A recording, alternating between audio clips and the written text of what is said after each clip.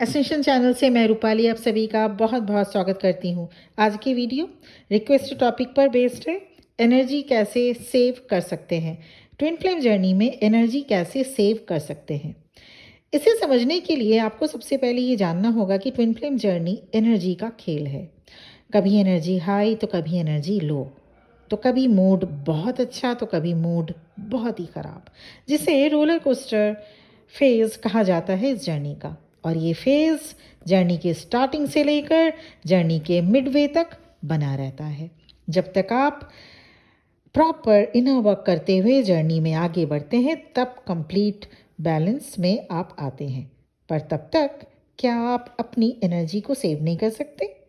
बिल्कुल कर सकते हैं। कैसे? कुछ टिप्स आपके साथ शेयर करूंगी जिससे आप जान पाएंगे कि आपकी एनर्जी कैसे बच पाएगी, कैसे सेव हो पाएगी। सबसे पहले जानते हैं कि एनर्जी टेकर्स क्या है और किन चीज़ों से एनर्जी ड्रेन हो जाती है।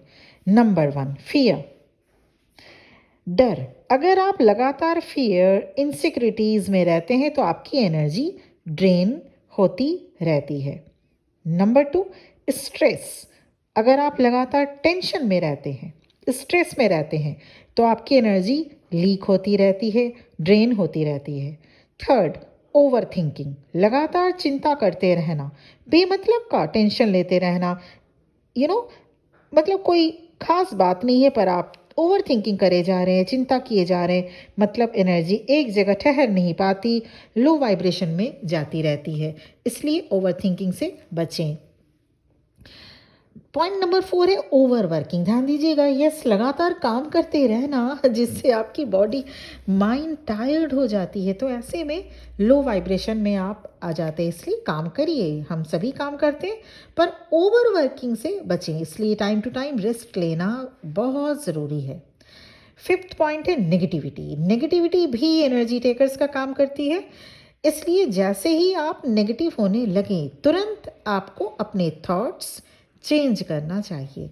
और नेगेटिव लोगों के साथ भी अगर आप रहते हैं तो भी एनर्जी टेकर्स का काम करते हैं और आप लो वाइब्रेशन में आ जाते हैं। इसीलिए कोशिश करें आप हाई वाइब्रेशनल लोगों के साथ रखें, पॉजिटिव माइंडेड लोगों के साथ ज़्यादा टाइम स्पेंड करें। नेगेटिव पर्सन्स अगर आपके फैमिली में हैं उनसे ज़्यादा बातें करने की अगर आप कोशिश करते हैं, ज़्यादा बात अगर करते हैं, तो ऑटोमेटिकली आपकी जो एनर्जी है वो ड्रेन होती जाएगी।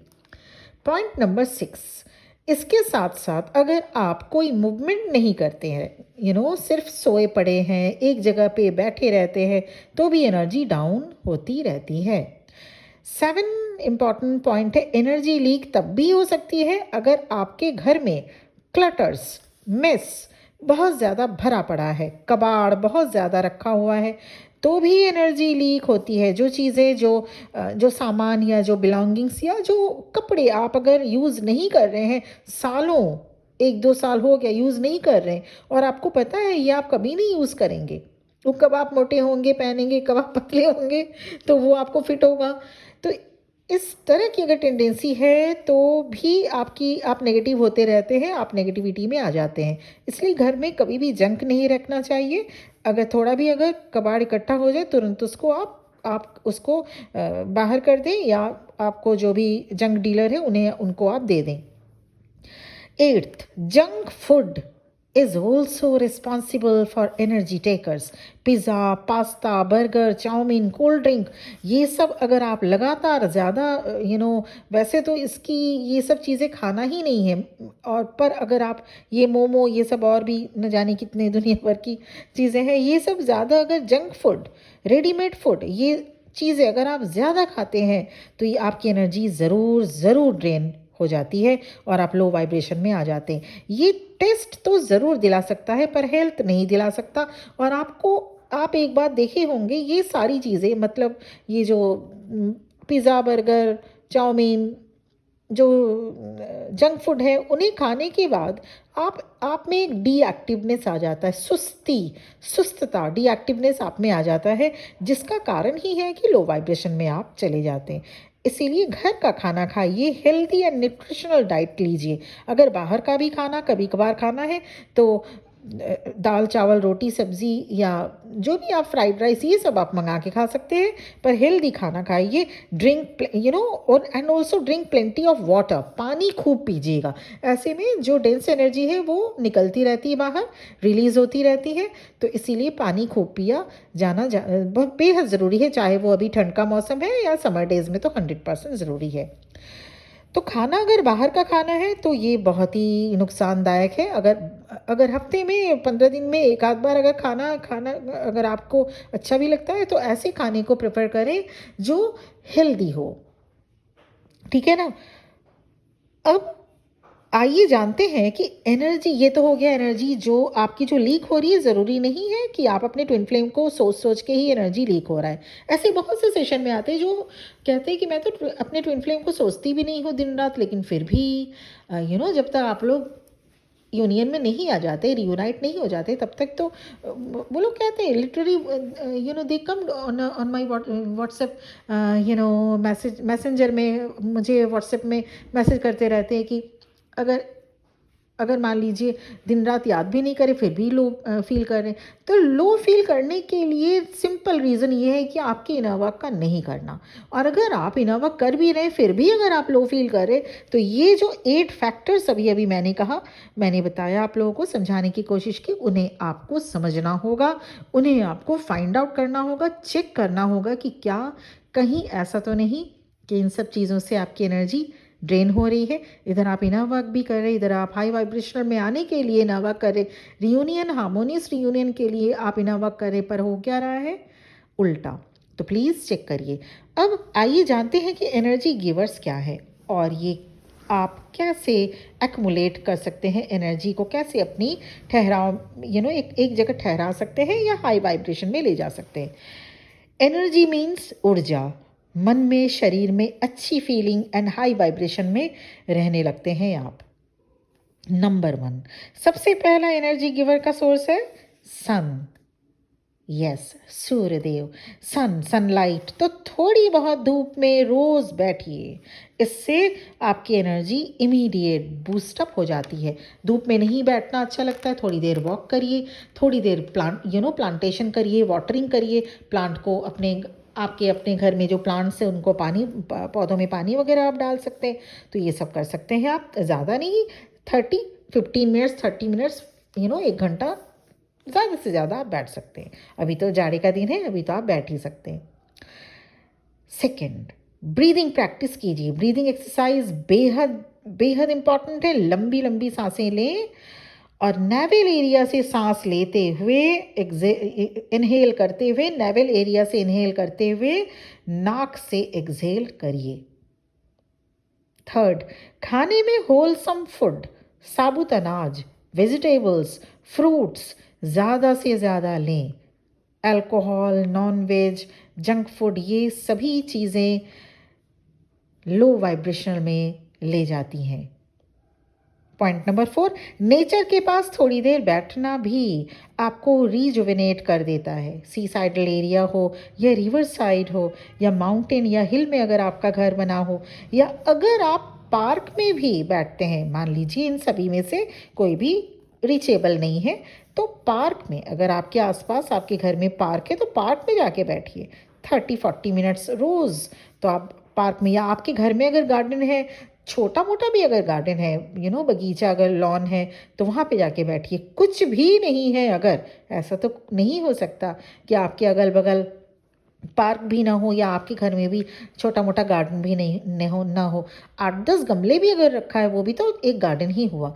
अगर वो भी नहीं है, सपोज वो भी नहीं है, तो छत या बैल्कनी में एकदम चले जाएं। बैल्कनी में या छत में खुले आसमान के नीचे आसमान को निहारें, सूर्य को देखें, सन को देखें, सनलाइट को लें। और अगर आप शाम को जाना चाहते हैं तो स्टार्स को निहारें। देखिए तो कितने कितने चमकदार स्टार्स, कितनी बड़ी ये जो हमारी आसमान है, ये जो स्काई है, ये हमें बहुत कुछ सिखाती है। हृदय का विशाल होना, हाई वाइब्रेशन में आना, ये सभी चीज़ें आपको इमीडिएट रिजुविनेट करता है, हाई वाइब्रेशन में ले जाएगा। फिफ्थ, समर डेज में एसी के सामने या बंद कमरे में, विंटर डेज में बंद कमरे में ज़्यादा टाइम के लिए रहना ठीक नहीं।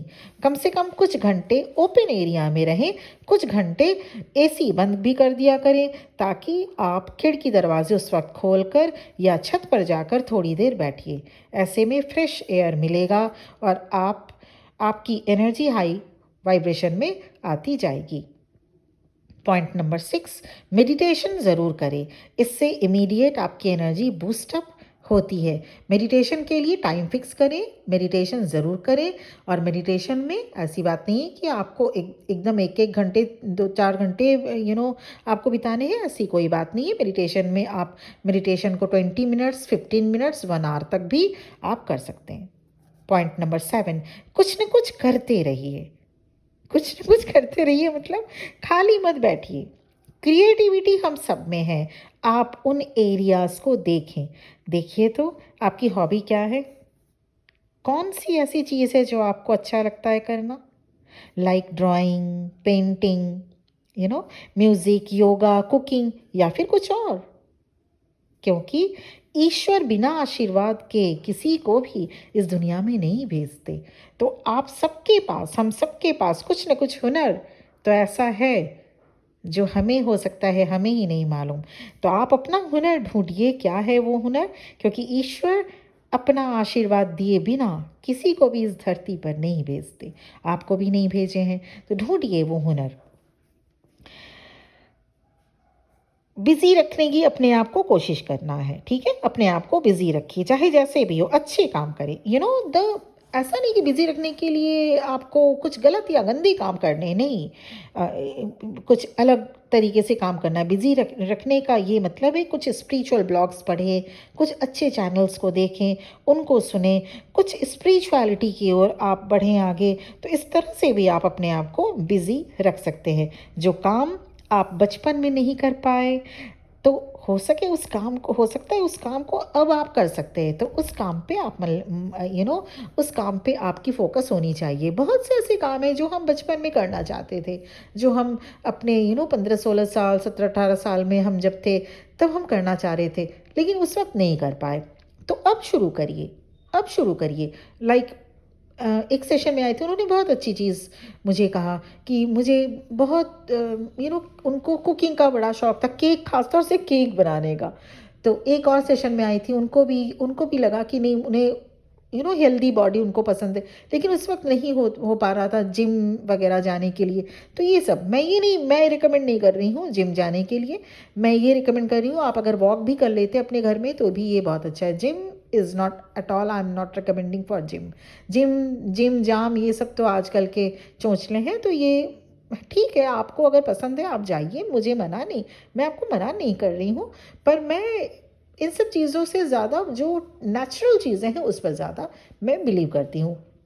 तो अगर आपको किसी ने कहा था मेहंदी उन्हें लगाने का बहुत, तो मैं ये एक एग्जांपल दे रही हूँ। अगर आपका कुछ ऐसा ऐसा आपका कुछ आर्ट है आपके अंदर, तो उन आर्ट्स को आप फिर से रिकॉल कर सकते हैं अपने माइंड में, और उस हॉबी को लेके आप आगे बढ़ सकते फॉर द टाइम बीइंग। क्योंकि अभी आपको अपनी एनर्जी को हाई करनी है, अभी आपको हाई वाइब्रेशन में जाना है, अभी आपकी सोल अपलिफ्ट हो रही है। तो अभी आपको चाहिए बिजी रखना अपने आप को, पर इतना भी बिजी नहीं कि रेस्ट लेने का मौका या टाइम ना मिल सके।